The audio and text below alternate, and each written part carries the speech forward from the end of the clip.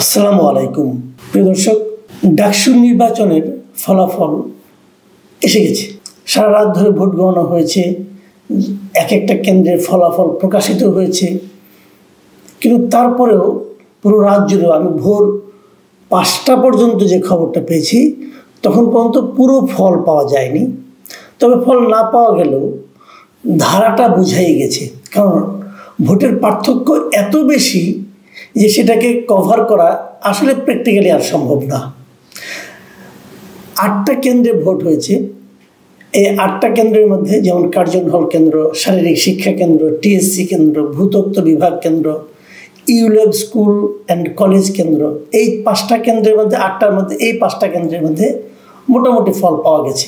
কারণ বোঝাই যাচ্ছে যে শিবির সমর্থিত যে প্যানেল, তারা পুরো প্যানেল জুড়ে তাদের একটা জয় জয়কার আমি দেখতে পাচ্ছি। আমি খালি এই 5টা কেন্দ্রের কথা বলি, তাহলে বুঝতে পারবেন ডিফারেন্সটা কত। যেমন ভিপি পদে শিবিরের প্রার্থী যে সাদিক কায়েম, তিনি পেয়েছেন 7,516 ভোট, আর ছাত্রদল সমর্থিত প্যানেলের আবিদুল ইসলাম পেয়েছেন 3,653 ভোট। আবার জিএস পদে শিবিরের SM ফরহাদ পেয়েছেন 5,638 ভোট, আর তার সঙ্গে প্রতিদ্বন্দ্বী আছেন প্রতিরোধ পরিষদের মেঘ মল্লার বসু, তিনি পেয়েছেন 3,465 ভোট। মানে ব্যবধানটা এত বেশি যে বোঝাই যাচ্ছে যে শিবির সমর্থিত প্যানেলই জয়লাভ করতে যাচ্ছে ডাকসুতে। এখন এটা মানে ফিগার নিয়ে আলোচনা করা যেতে পারে, কিন্তু সেটা পরে না হয় আমরা করব। কিন্তু তার আগে আমি এই যে ফলাফলটা এটা একটু বিশ্লেষণ করতে চাই যে কেন এমন হলো। এমন হওয়াটা কি অবধারিত ছিল নাকি ছিল না? আমার বিবেচনায় এটাই ফল। এর মধ্যে কিছু কিছু সন্দেহ আছে, কিছু কিছু অভিযোগ আছে। কেউ কেউ বলছেন ইলেকশন ইঞ্জিনিয়ারিং হয়েছে, অনেকে অনেক কথা বলছেন।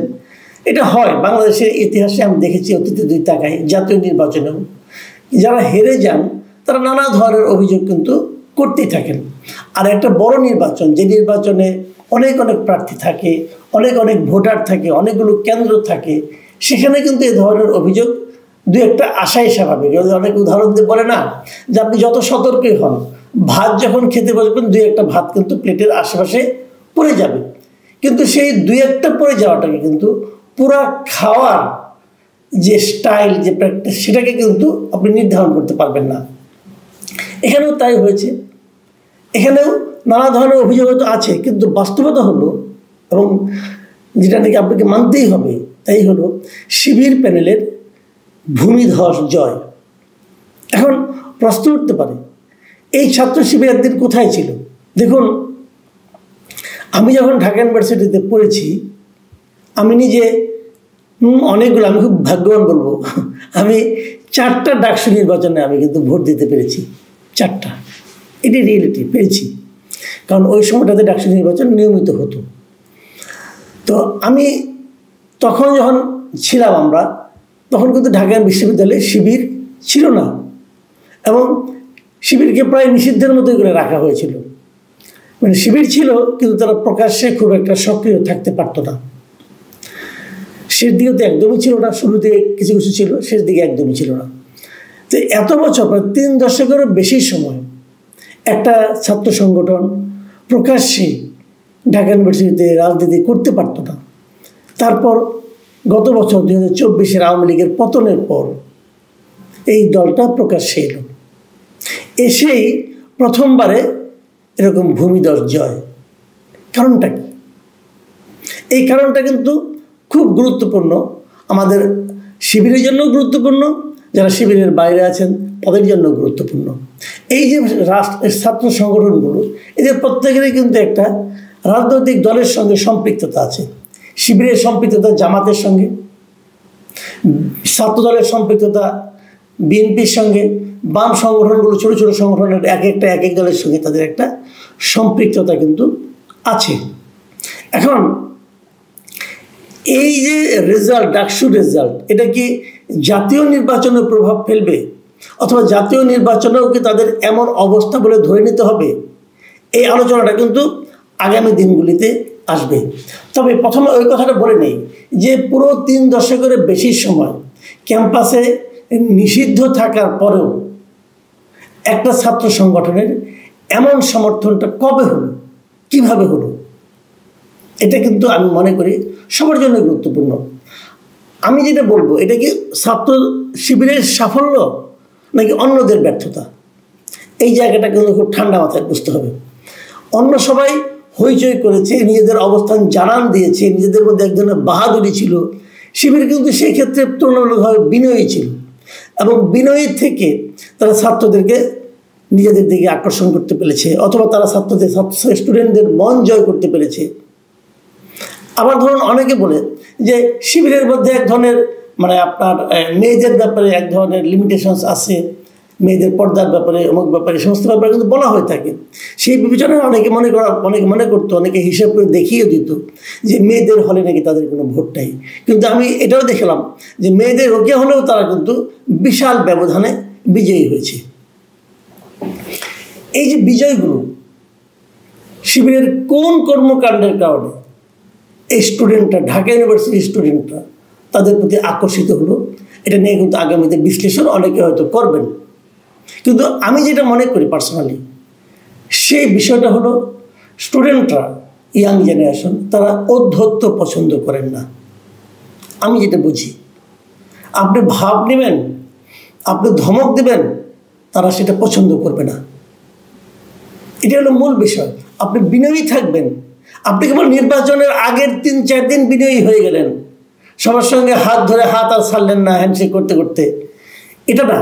সারা বছর ধরে আপনাদের কি আচরণ, সারা বছর ধরে আপনারা ছাত্রদেরকে কিভাবে দেখছেন, তাদের সুবিধা অসুবিধাকে মূল্যায়ন করছেন কিনা, স্টুডেন্টরা এই জিনিসটা দেখতে চায়। এবং শিবির সাংগঠনিকভাবে তো নামটা তাদের ছিল না, হয়তো নাম নিয়ে তারা সামনে আসতো না, কিন্তু শিবির যারা করতেন তারা তাদের কাজ দিয়ে, আচরণ দিয়ে এই স্টুডেন্টদের মন জয় করেছেন। ভোট তো আর কাউকে ঘাড়ে ধরে আদায় করে নাই। অনেকে বলছেন যে ভিসি শিবিরের সমর্থক, জামাতের সমর্থক, অনেকে বলেছেন, কিন্তু ভিসি যে প্রত্যেকটা স্টুডেন্টকে বলেছে যে তোমরা এখানে ভোট দাও, তা তো বলেনি। বুথের ভিতরে যখন তারা গিয়েছে তখন তারা প্রত্যেকটা স্টুডেন্ট স্বাধীন, তারা সিদ্ধান্ত নিয়েই গিয়েছে তারা কাকে ভোট দেবে।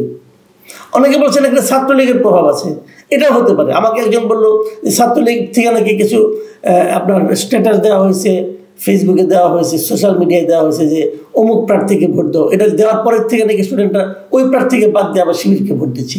এটাও হতে পারে। এটা যে একদম হবে না আমি তা মনে করি না, কারণ ছাত্রলীগের উপর স্টুডেন্টদের এক ধরনের ক্ষোভ ছিল, এটা সত্য। আবার ছাত্রলীগের কিছু ভোট ছিল, তারাও তো কাউকে না কাউকে ভোট দিয়েছে। এইভাবেই জিনিসটাকে কিন্তু দেখতে হবে। কিন্তু বেসিক যে কথাটা, সেটা হলো আপনাকে স্টুডেন্টদের পালসটা বুঝতে হবে। ওই স্টুডেন্টদের পালসটা আপনি স্পর্শ করতে না পারেন, তাহলে আপনি ভোট পাবেন না।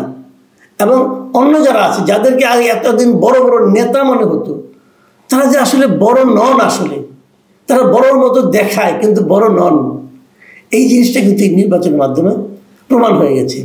আমি জানতে চাই, আমি বলতে চাই যে জিনিসটা, যে আমাদের জাতীয় রাজনীতি যারা আছেন তাদেরকে ওই জিনিসটা মাথায় রাখতে হবে। আপনারা নিজেদেরকে অনেক বড় মনে করছেন, হয়তো ভাবছেন আমার বিজয় সুনিশ্চিত, কিন্তু সেই বিজয়টা আসলে সুনিশ্চিত কিনা, আপনারা মানুষের হৃদয়ে আছেন কিনা, আপনাদের নিয়ে সাধারণ মানুষের মনে কোনো প্রশ্ন আছে কিনা, এটিকে একবার খোঁজ করার চেষ্টা করেছেন? সমানিত ছিল, ঢাকা ইউনিভার্সিটিতে সবার জন্যই সমান ছিল। সেই সমান সুযোগটা আপনি নিতে পারলেন না কেন? একই সময়ে তাদের জন্য দিনে 24 ঘন্টা, আপনার জন্য দিনে 24 ঘন্টাই ছিল। তারাও পড়াশোনা করেছে, আপনারাও পড়াশোনা করেছেন, তারা তো স্টুডেন্ট হিসেবে আপনাদের যে খারাপ না। কিন্তু তার মধ্যেও তারা কি এমন কাজ করলো যে কাজের জন্য তারা স্টুডেন্টদের মন জয় করতে পারলো? ভাববেন, এদের কিন্তু ভয় দেখিয়ে কেউ ভোট দিতে পারেনি। এই স্টুডেন্টের মূর্খ নন, বোকা নন। ঢাকা ইউনিভার্সিটির স্টুডেন্টদের যদি আপনি বোকা বলেন, তাহলে বাকি দেশকে কি বলবেন? কাজে এই ইউনিভার্সিটির স্টুডেন্টরা বুঝে শুনে তাদের ভোটটা দিয়েছে, এবং এই ভোট দিতে কাউকে বাধা দেওয়া হয়েছে এমন কথাও কেউ বলেনি। যে ভোট দেয়নি সেও বুঝে শুনে ভোট দেয়নি, সবই ঠিক আছে, এটাই রায়। আমি ছাত্রদলের যে জিএস কেন্দ্রীয়, তাকে দেখলাম সে স্টুডেন্টদের রায় মেনে নিয়েছেন। আমি মনে করি এটাও একটা স্পোর্টিং অ্যাটিটিউড, এটাই হওয়া উচিত। আপনারা পারেন নাই, এটাই বাস্তবতা। আপনারা স্টুডেন্টদের মনের মধ্যে ঢুকতে পারেন না, মন জয় করতে পারেন না, এটাই বাস্তবতা। এই বাস্তবতাকে মেনে নিতে হবে। সামনে জাতীয় নির্বাচনে কি হবে? অনেকে হয়তো বলবেন যে এই নির্বাচনে জাতীয় নির্বাচনে প্রভাব ফেলবে না, হতে পারে। আবার আমি যদি বলি এই স্টুডেন্টটা তো একটা উদাহরণ মাত্র, এবং সবচেয়ে সচেতন শ্রেণীর মধ্যে যদি এই মনোভাব হয়, তো তার প্রভাবকে অন্যদের মধ্যে কিছুই পড়বে না, পড়বে। সেটাও কিন্তু সবাইকে মাথায় রাখতে হবে। একটাই অনুরোধ, অহংকার ছাড়ুন, দম্ভ ছাড়ুন, মানুষের কাছাকাছি যাওয়ার চেষ্টা করুন। পেয়ে গেছি, এই যে মনোভাবটা সব পেয়ে গেছি, আমি পেয়ে যাব, আর আমার কোনো কিছু দরকার নাই, মানুষের কাছে যাওয়ার দরকার নাই, আমি দূরে থেকে বসে হুকুম দেব, সব হয়ে যাবে। ভাই, দুনিয়াটা এত সহজ না, আর ভোট বড় কঠিন জিনিস। প্রিয় দর্শক, এখন এ পর্যন্তই। আল্লাহ হাফেজ।